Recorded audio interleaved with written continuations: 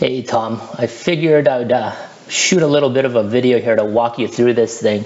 You're probably staring at this thing and have quite a bit of questions. So let's just walk through this thing and why I spec'd it out. The way I spec'd this out, I would consider this above middle of the road type of setup. So yeah, let's just get started here. From the air is going to flow from the left to the right. The first module you see here, this is your manual on-off. I typically almost 100% of the time put one of these on here so you can actually turn the air off if you actually do need to service any of this stuff. So that's the reason for that being there. Now the second module is a water separator. This is specifically designed to kind of capture a fair amount of water if there is a lot of water in the system. The next three components you might be looking at with a bit of confusion, but all they are is a bunch of pre-filters to protect the actual membrane dryer right here. So this big long tube is a membrane dryer. By, I guess, the recommendations of the specs, it needs to have air that's filtered to 0.01 microns. So these pre-filters kind of do that. So this is a 5 micron filter right here. This is a 0.1 micron filter, sorry, 1 micron filter. And then this one is a 0.01 micron filter. And it will protect this and give it a longer life than if you took all these out of here. So that's why you see this many modules.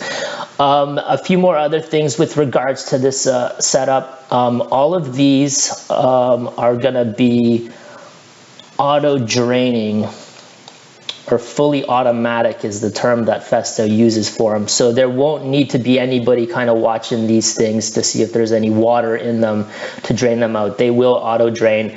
Largely the water is probably going to get captured here.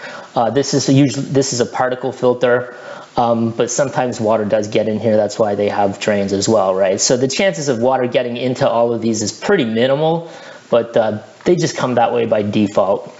Another thing I'm going to throw in here, the ports right here are 1/2-inch G-thread.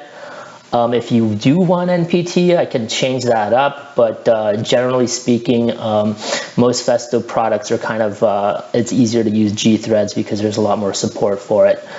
This setup will come with brackets to mount onto a wall. Those look like that. And one more thing I guess I'll mention is the two fine filters. This is a 1 micron and this is a 0.01 micron. They will have indicators at the top here. It's hard to tell by the colors here, but they will have like a green indicator here that will indicate whether they are clogged or not. So this is a very good setup in my opinion. I think it'll, so when it comes to the lifespan of these things, it's extremely difficult to predict. It all comes down to the quality of air that starts going into this whole system, right? So I don't think there's going to be any documentation that can guarantee or predict the life span of this product in any given environment, because all given environments are going to be different. So just want to throw that out there. You did have a question with regards to maintenance. I mean, it's up to you guys how you want to deal with this. So yeah, there is a bit of maintenance involved, especially with the filters. There are filter cartridges that you can buy and replace. It's up to you guys if you want to do that. I mean, at the end of the day, if you ask me, I would just say, hey, you know what?